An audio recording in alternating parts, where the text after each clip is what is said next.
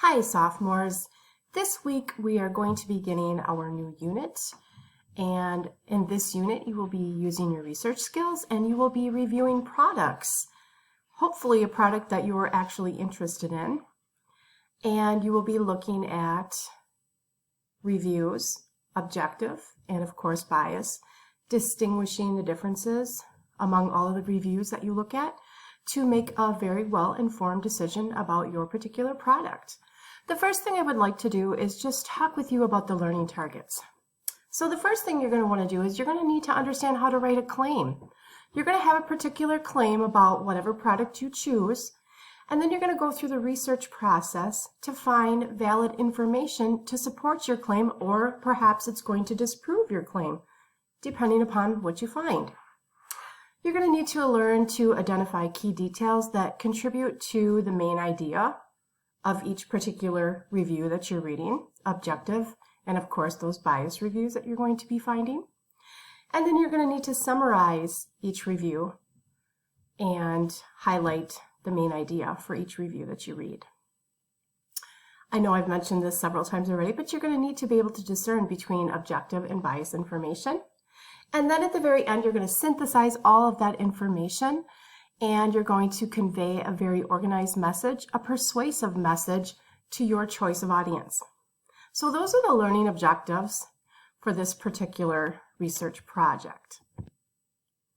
And as we go through the research process, you're going to learn the importance of evaluating messages that you receive from the different types of reviews that you're looking at. And really, this is just the first part of becoming a savvy consumer.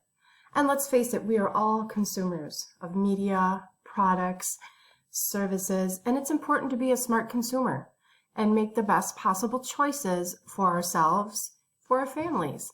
It's ultimately going to save us time and money and probably a lot of heartaches in the end if we become smart consumers. And the first step to that is learning how to evaluate the messages that we are bombarded with in society every single day.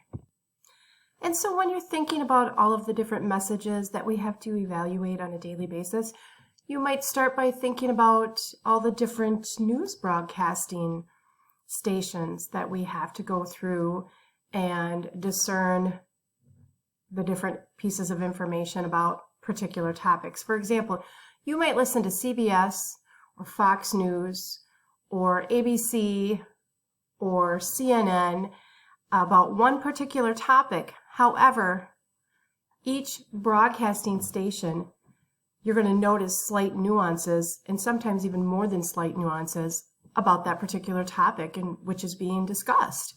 Okay, and that's something that we deal with on a daily basis. You might think about also different products that you've thought about purchasing or that you have purchased. Perhaps you've written a review about a product that you were dissatisfied with, or you and your parents or you and your friends were talking about a particular product and you decided to do some research before going ahead and making a purchase.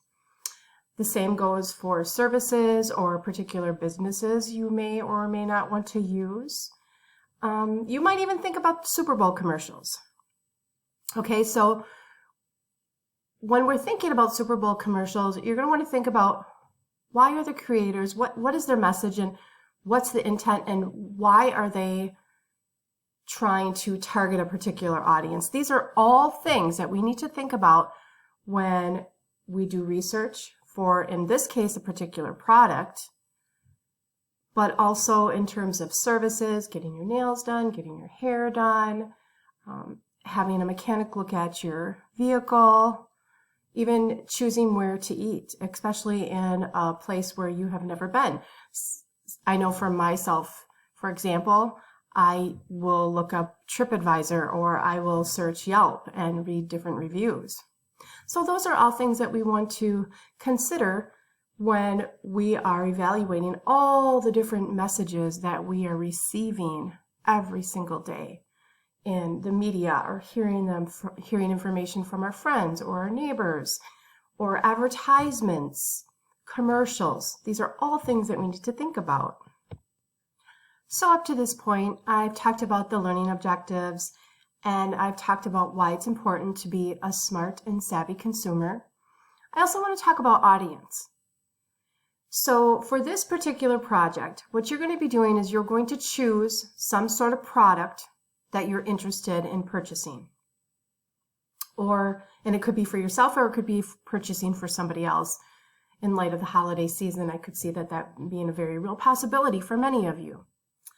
And so what I want you to do is review that product.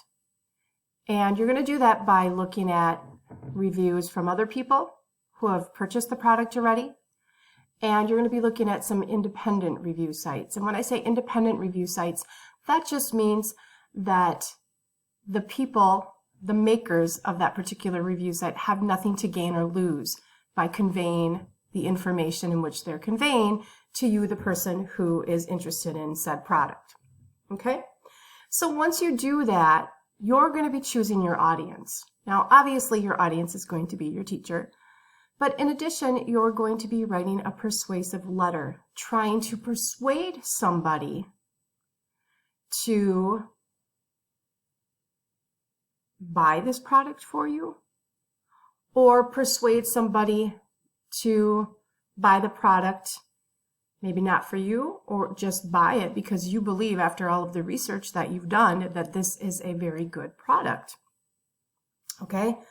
And so it may be a parent, it may be a friend, but you're choosing your audience. Essentially, you're going to be choosing your audience, and you're going to be using your persuasive skills. And there are a lot of persuasive tactics that go into trying to sell things. And by you becoming the persuasive party behind it, you're going to be learning about some of those tactics that are being used, which is going to be very helpful for you in the future when you do start making purchases regularly, when you live on your own someday or have a family of your own. Okay, so those are the things that we're doing when we're embarking on this project.